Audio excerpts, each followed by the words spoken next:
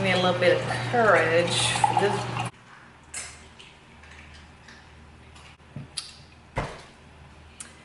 Alright, what's up everybody? I am Chassidy. I'm starting my YouTube channel back up and I don't want to spend a lot of time talking about that. I am recording this video to tell you where I'm at in my breakup and more importantly, how I'm good. A little backstory, very, very little, because most of you that are watching this pretty much know by context clues what happened, I guess, for the most part. I was married for 8 years. Our marriage was very public. I thought for 7 of those 8 years that things were amazing, and I'm gonna say because I can't speak for him. I don't know where that man's mind is. I will not speak ill of him, and period. So if you're watching this video thinking that I'm gonna give you the scoop or I'm just gonna sit here and bash him, it's not gonna happen. But what I can do is just speak solely from my perspective. So for 7 of those 8 years, I thought our marriage was very good. And so as far as us separating and eventually deciding to divorce, I didn't see it coming at all. And even when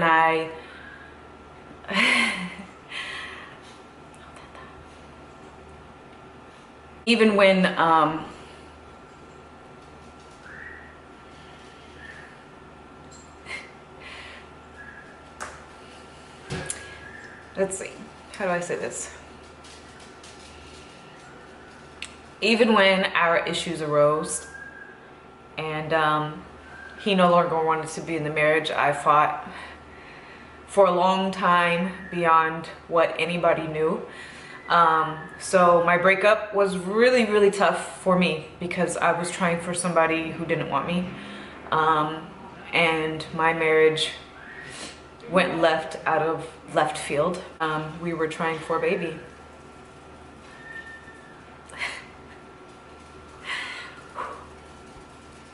This is gonna be harder than I thought. With all that being said, I had some really freaking tough times. Some really, really, really tough times. And I'm primarily recording this video because in those tough times, I had a lot of people reach out to me. Like a lot of people saying, I'm going through the same thing. Like either this is what I recommend because I've been through this, or I admire your strength when at times I didn't feel strong at all. Or many different things, and I am full of gratitude for those people. It sometimes was really hard because, you know, I wanted to not think of the situation, but people were constantly messaging me about it. I am full of gratitude for so many people's concerns, and I feel like because I'm finally to a place where I'm healing and I'm good, and obviously like the marriage was a long time, and I was really, really, really freaking in love. I was really in love. So the healing is a process, is a long process. And I know it, you know, I'd be naive to think that, you know, after months that I would be, you know, completely whole. But as far as like happy and not crying and hopeful and just enjoying life again, focused on other things, that's where I am. And so there were some things that took me a long time to shift my focus to, but once I finally recognized that these were the things that I needed to do, these were the things that kind of helped me get through this breakup and ultimately accept it. So the first thing that I did was surrounded myself with really good friends. What I found was, for me personally, because I never got to a place where I hated my husband, being around anybody who just constantly bashed him didn't help me at all. It didn't help me at all. And you know, I know everybody is different. Like I heard of like writing a puke list and, you know, writing down all the things that you hate about that person. So whenever you started thinking of the good times to read, you know, read through that, and that might work for some people. But for me, when anybody bashed him, it turned me off, and it didn't help me. It caused me to tune out. That's simply because like I loved him. I loved him for a long time, you know? And especially in the beginning of the breakup, I'm like, that's my husband. Like, I'm not gonna allow you to just bash him, you know, like, because he was a good husband for a long time. He's definitely gone left as far as being a husband. Like I said, I don't really know him as a person anymore, and I genuinely hope for the best for him, because I know there's such a good man in there. He's not the right person for me anymore, but I know there's a good man in there. So for me, having friends around that were just supportive, they would listen when I wanted to vent.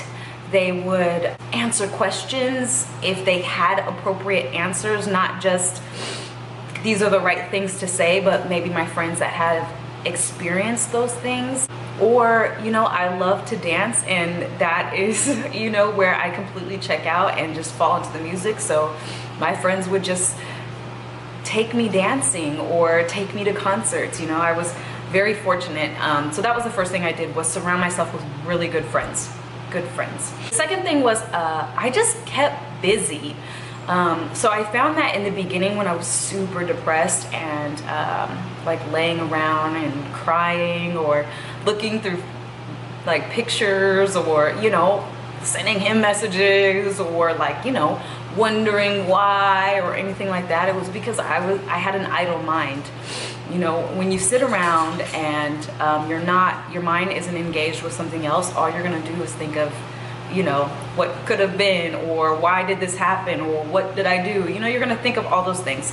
So keeping myself busy, getting better, was really, really, really helpful for me. Initially, I couldn't go to the gym because the gym reminded me of him. So I tried to do things that helped me get better, but didn't remind me of him. So some of you, like, if you guys, like, we were both personal trainers, like, a lot of our relationship was spent in the gym.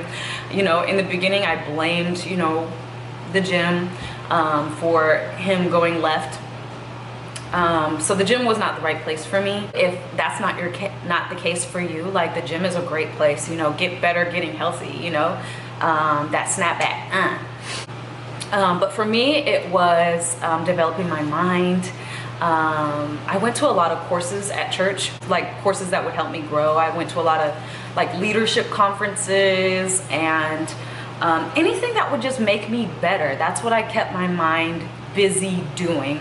And even if I didn't want to leave the house, I would put something positive on TV or on the radio to keep my mind just focused there. I also read a lot. So I just kept myself busy to avoid that idle mind. I don't know if you ever heard the saying, an idle mind is the devil's playground, but that is the realest fucking shit. The realest shit. So definitely keep yourself busy getting better, or that's what I did. So the third thing that I did, man, this was good.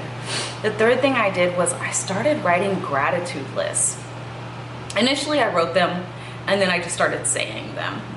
So I started just making lists of everything that I was grateful for, because definitely when you're going through a breakup, it's a lot of why me, why is my life this way, why is my life, you know, that way, or I did everything right, why is it like this, or why is it like that, blah, blah, blah. It's a lot of, feel sad for me. You know, even if you're not talking to anybody, you're talking to yourself, you know, maybe you're talking to, you know, your God or spiritual person, but it's a lot of like, why me? And so for me, I just started making a gratitude list. I would just write every little thing that I could think about that I was just grateful for down, and it just shifted my mind from feeling sorry for myself to feeling so much gratitude and thinking like, damn, things could be so much fucking worse. Like, this is the hardest my life has ever been, yes, but it could be so much fucking worse. And I'm not saying downplay what you're going through at all, but leaving your mind in that why me area is not going to help you get over things. You know, it's not going to help you get through things. Or, you know, again, let me speak for me. It wasn't helping me get better.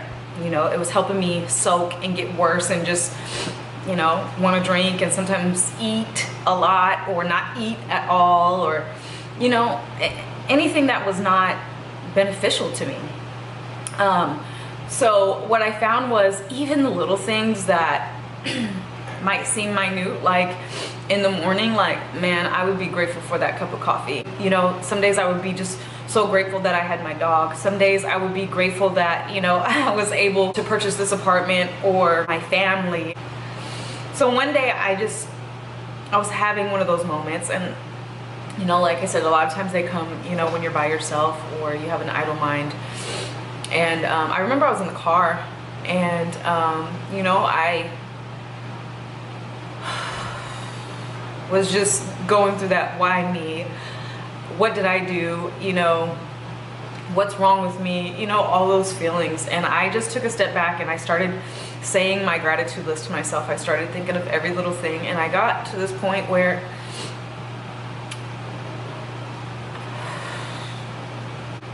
I was thankful for my mom. I'm not supposed to cry, focus. And two of my very best friends, my closest friends, lost their mother. And I just think, like, not to downplay my divorce, because, you know, they say that, you know, divorce is kind of like a living death, you know, because it's, your life is completely changing from the way it was, you know. So not to downplay divorce, but my husband is still alive, and he might not be my husband anymore, but he's still breathing, you know. And their moms aren't, and their moms are never coming back. And I'm sorry, you guys, if, you know, I'm saying too much, because I know, you know who I'm talking to, but, you know, I just got to that point where I said I'm thankful for my mom, and it changed everything for me, because I was like, seriously, like, this divorce sucks, but fuck, man, he's still living. I might not ever see him again, but he's still breathing, you know. Like, my mom is still here. I can still call my mom. Okay? Hold that thought. God damn it. So anyways, I think of how strong they are, you know, my best friends, and how they're able to get through that. And it just, like, they inspire me so much, and they give me so much strength. So gratitude. In conclusion, without that freaking breakdown, gratitude. Whenever I find myself, you know, my mind going left, I just start with that gratitude. Like, before I even let, you know, that negative thoughts get out of control, I just start listing, like, I'm so grateful I woke up this morning. I'm grateful for these new pair of heels I got. I'm grateful for this coffee. You know, I'm grateful for a God who forgives. I'm grateful that, you know, even though we're not together and we will never be together again, he's still breathing. I'm grateful for the most amazing friends. I'm grateful for, you know, everybody who reached out, you know. So I'm grateful for Napoleon, even though he's distracting. You know, so anyways, a gratitude list. Gosh, that got out of hand too quickly. So the next thing was, another thing that a friend told me, like, get up, fucking get dressed and show up. Take care of yourself. I just realized that not taking care of myself, you know, not combing my hair or walking around in sweatpants or not putting on my makeup or, you know, not focusing on my health and you know, drinking a ton of alcohol. I'm not saying there's anything wrong with alcohol, but it shouldn't be breakfast, lunch, and dinner, you know what I'm saying? But doing all that was not taking care of myself. Like, sometimes for some people, you know, revenge is the best success, and the best revenge is being better, doing better. You know what I'm saying? The last thing, this one was probably the absolute most helpful for me in getting to a place where I'm good and I'm happy and, you know, I believe in the future. But it was the hardest one to get to. So this is the biggest one, but it's the hardest one to get to. And that's acceptance. That's being definite and accepting your situation.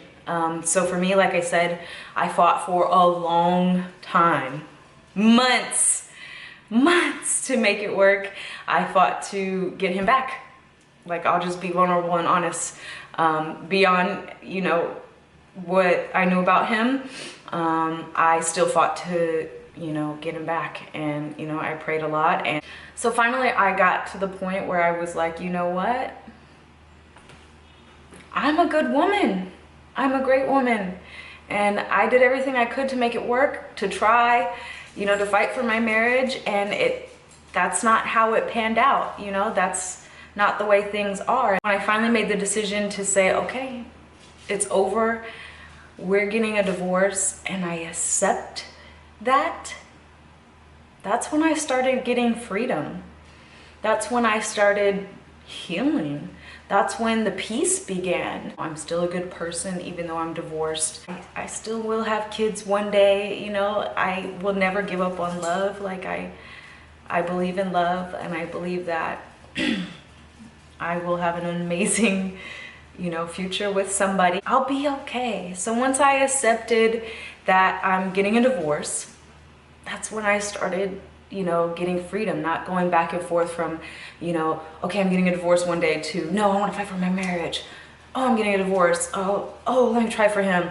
Oh, I'm getting a divorce. Like, when I stopped that flip-flop, when I was like for sure, that's when I got the freedom.